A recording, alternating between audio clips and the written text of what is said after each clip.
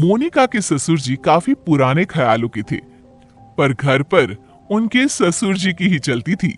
शादी के बाद देखो राकेश बेटा, साफ साफ बोल रहा हूँ, शादी हो गई है इसका यह मतलब मत समझना कि सारा दिन घूमते रहोगे बीवी के साथ। सुबह देर से फैक्ट्री और आए दिन छुट्टी। अरे कैसी बात कर रहे हैं, कम से कम 1 महीने तो बेचारे को बीवी के साथ घूमने फिरने दे। तुम चुप रहो। ये जो आए दिन तुम ड्राइवर लेकर शॉपिंग में जाती हो, बेटियों के ससुराल में घुसी रहती हो, उनको महंगे महंगे तोहफे देती हो, ये सब कमाई से आता नहीं। बोलो तो घर बैठ जाते हैं, फिर फूंकना चूल्हा। अरे नहीं नहीं, बहुत चूल्हा फूंक लिए हैं जी, अब नहीं। अब तो जो जिंदगी जी रहे हैं उसी की आदत हो गई है। तो मुंह बंद रखना, समझी? जब हम अपने बेटे से बात कर रहे हैं तो शांत रहो। तो क्या कह रहे थे राकेश? अब कल रात तुम ससुराल चले गए और यहाँ हम बुढ़े बुढ़िया बिना कुछ खाए सो गए। चिंता थी तुमको? पर रात का खाना तो बना था, रामू भी था, लगा देता खाना, फिर क्यों खाना नहीं खाया आपने? ससुर जी को बेटी की बात बुरी लगती है। वो पास खड़ी बहू को देखते हैं और चुप हो जाते हैं। थोड़ी देर बाद, आज तुम मेरे साथ फैक्ट्री चलोगे, समझे? तैयार हो जाओ। अरे पर पापा, कल का सारा काम हम कर चुके हैं।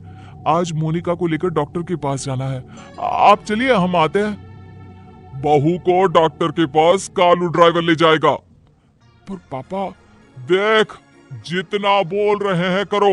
तैयार होकर जल्दी आओ, इंतजार कर रहे हैं हम। बेटा बेचारा क्या करता, पिता के कहने पर तैयार होकर कार में बैठ जाता है। कार के अंदर, ड्राइवर, वो पहाड़ी वाला राम मंदिर है ना, वहां ले चलो कार। अरे नहीं नहीं पापा, आगे से गलती नहीं करेंगे, पहाड़ी से ना फेंको हमें प्लीज पापा। अरे चुप लपड़गंजू, फेंकने नहीं समझाने ले जा रहे हैं। वो क्या है ना, पहाड़ी में तुम्हारे दिमाग का नेटवर्क ठीक से पकड़ेगा। पिता बेटी को लेकर पहाड़ी वाले मंदिर जाते हैं। फिर वहां पर, देखो बेटा, मैं जब इस शहर में आया था तो मात्र 2 जोड़ी कपड़े लेकर, लेकिन फिर मैंने ना तुम्हारी माँ की खुशी देखी ना उसका मायका, बस मन लगाकर काम पर लग गया।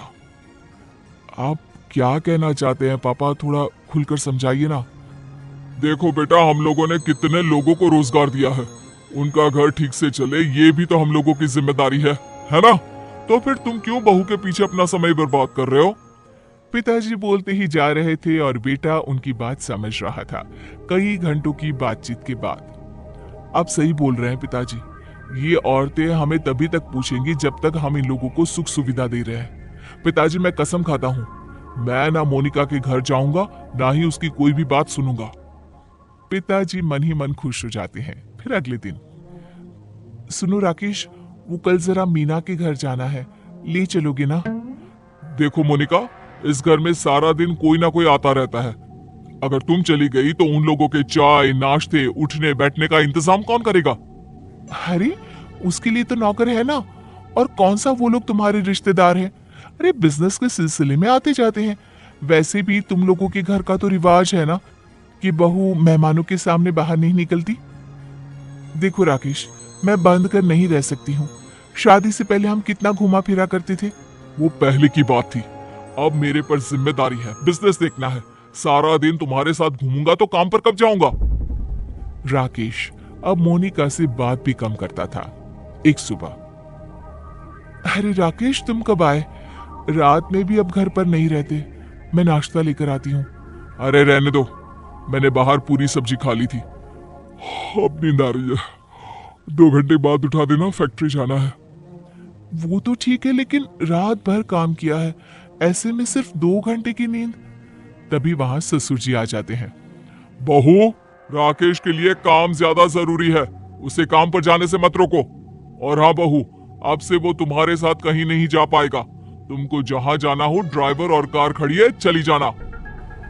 ससुर जी के जाने के बाद मोनिका रोने लगती है।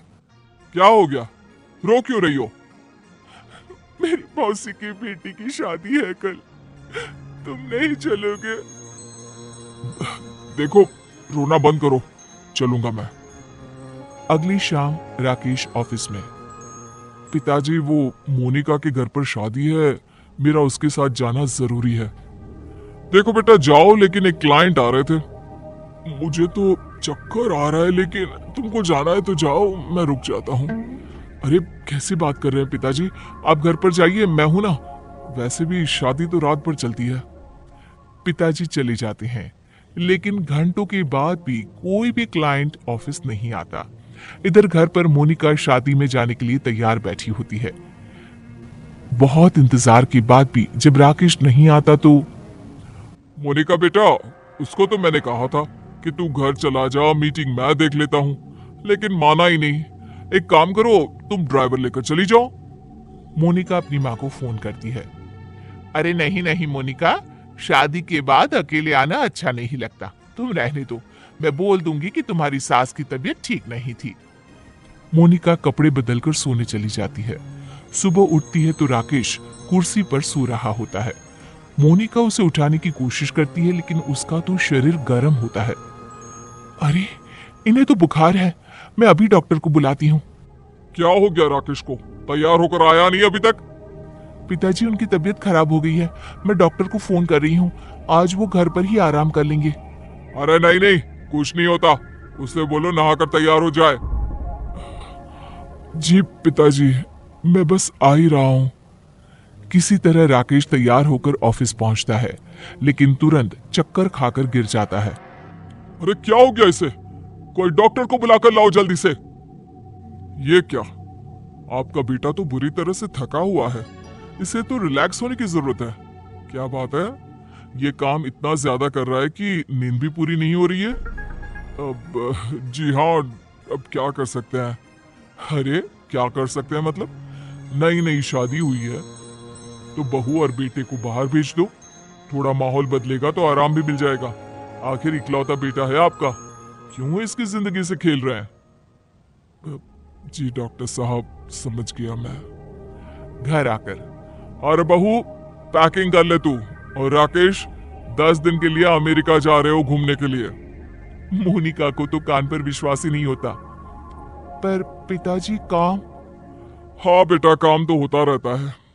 अब तो हम लोगों का काम सेटल हो गया है।